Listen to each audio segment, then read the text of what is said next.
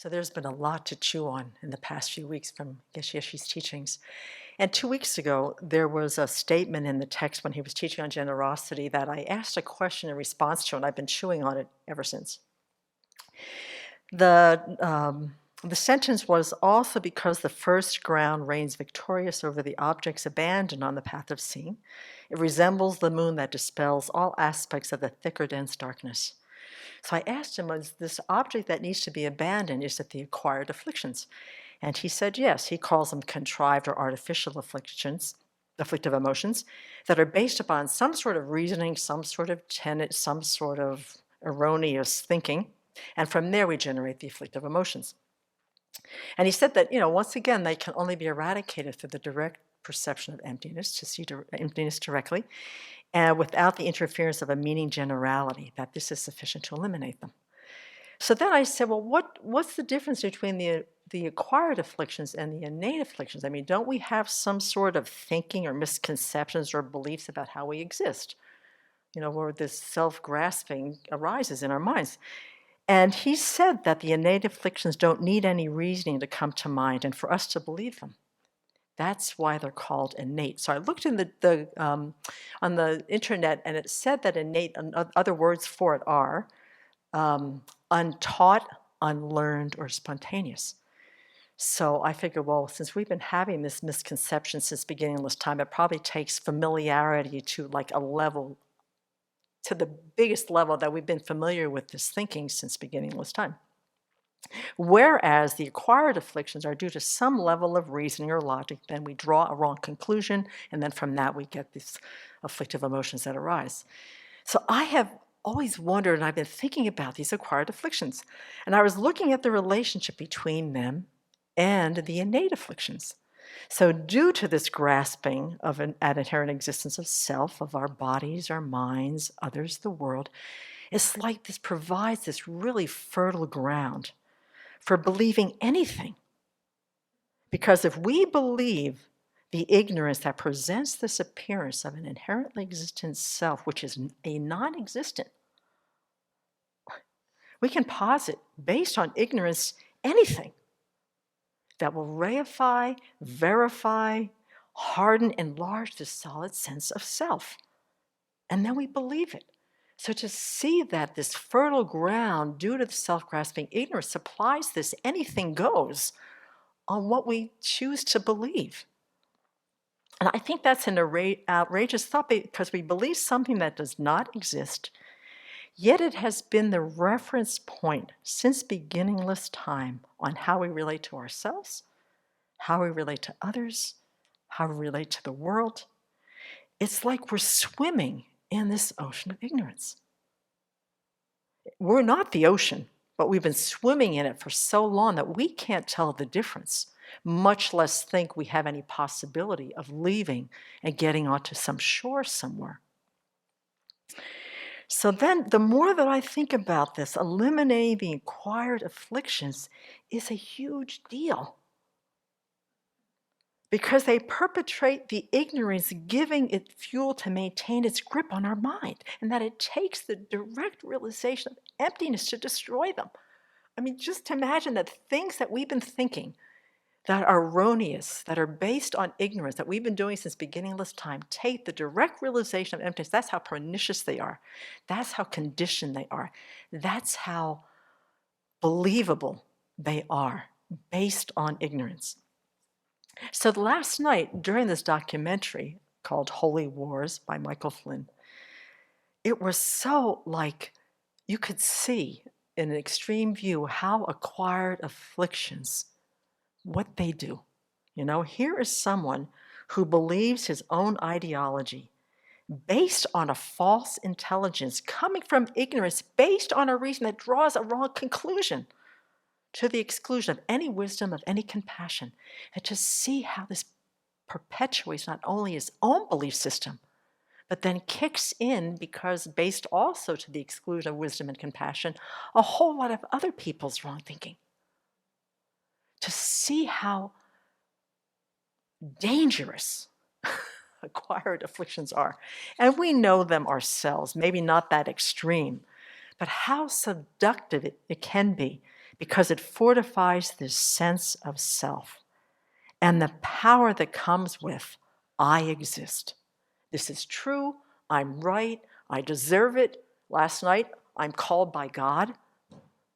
You're the enemy. You deserve to die.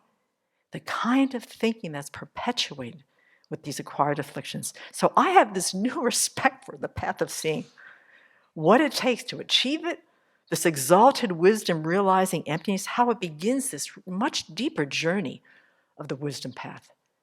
And so when we've been chanting the homage to Manjushri during this time, it has become so alive for me, this chant. When we're saying, and what we're saying, what we're aspiring for, what we're requesting for Manjushri to guide us through. The analogies that are so in our face, caught in the prison of samsara, confused in the darkness of ignorance, overwhelmed by our own suffering. I don't know, I have read this prayer for years and it's just hitting in a very different place for me this time. Arouses us from our stupor of our afflictions. These acquired afflictions put us into a stupor, convincing us that our own crazy thinking is true. That causes us to act and speak in ways that harm ourselves, harm others, and create this iron chain of karma.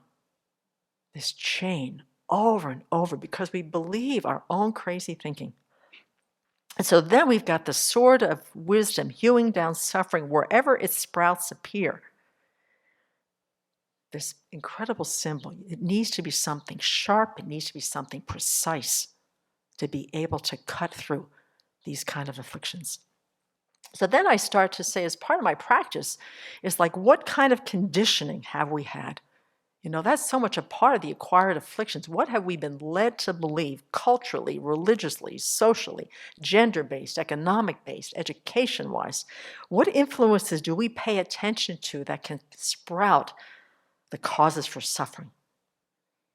Now, what makes it even more powerful, this journey, this whole chant, just keeps putting up for me, is that it's got to be bodhicitta.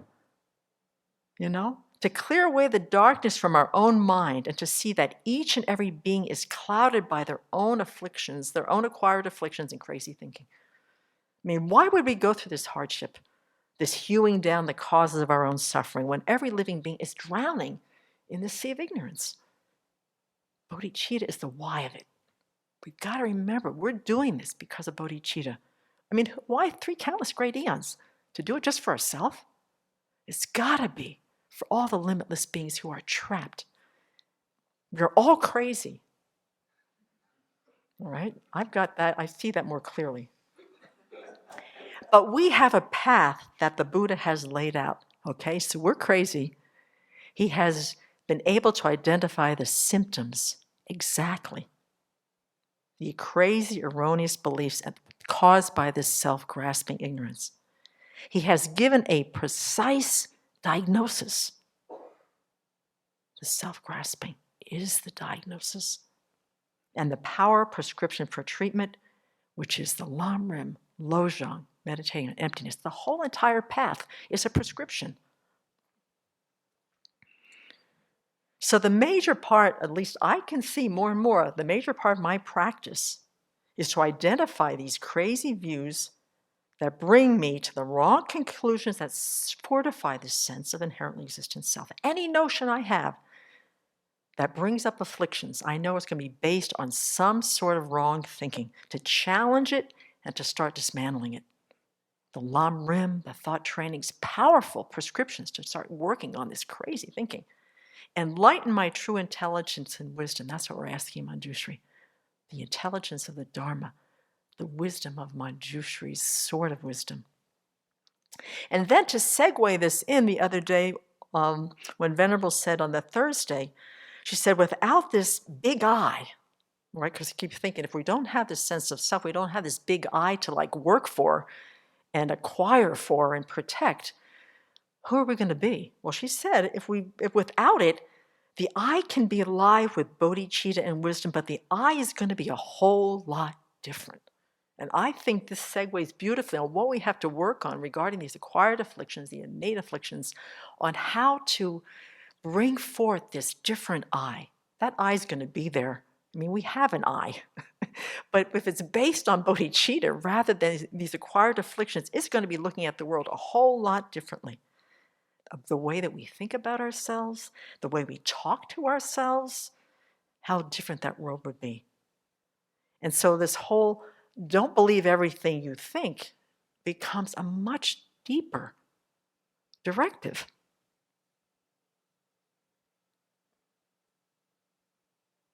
And that also finding out that exploring who we are not takes on a new, deeper significance as well. So I have just like fallen into this love of this whole thing about how this works, how this happens, what we need to do.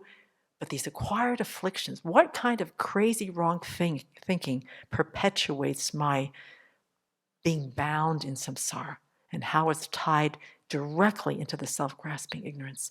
And so this chant, every time we say this chant over the next while, folks, really think of these analogies. Think of where we are and what we have available to us as the direct countermeasure for all of this crazy thinking.